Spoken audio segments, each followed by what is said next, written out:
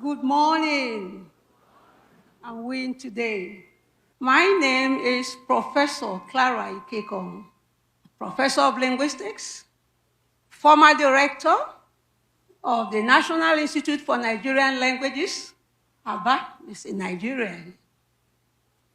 Before I go on, I want to recognize the woman of God par excellence, Pastor Evelyn Joshua.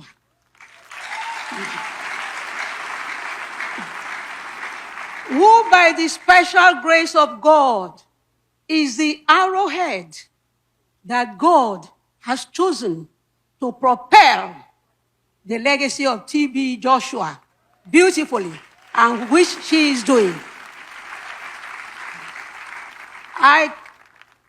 I got to know about this revered man of God, Colossus of Christendom, in the year 2002. Since then, I have never regretted, in fact, at the meeting with the man of God and coming to know this awesome sanctuary of the living God. I've always relished it since then. So this for about 22 years. This is 2024. So that should be about 22 years. Now, the man of God, our dear Father in the Lord, he was Christ-like. He was Christ-like. Compassionate, kind, loving, humble, never tired of doing good to all and sundry. He impacted many lives, millions of lives across the globe. He impacted positively. I thank God I'm one of the beneficiaries, and I will never forget. Yeah. Our dear Father in the Lord, Prophet T.B. Joshua, was a trailblazer in Christendom in every respect. Do we forget the distance is not a barrier? Interactive prayer is unprecedented in Christendom.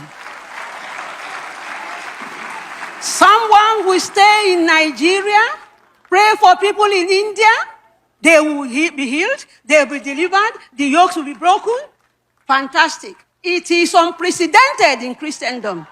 Yes.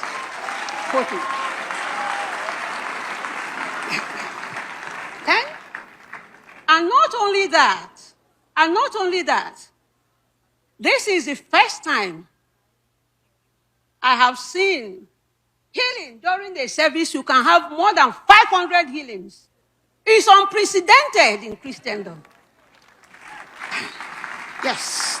And Prophet T.B. Joshua, some time ago, declared these principles.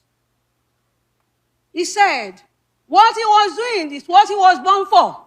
He was going to live for, and he was going to die for. And he lived and walked the talk. It's no longer news. The number of healings across the globe, the number of deliverances across the globe, the number of breaking of yoke that Satan had held people in bondage for years, held communities in bondage for years, held families in bondage for years. And the man of God, Prophet T.B. Joshua, only needed to raise his hand, and Satan would run so fast.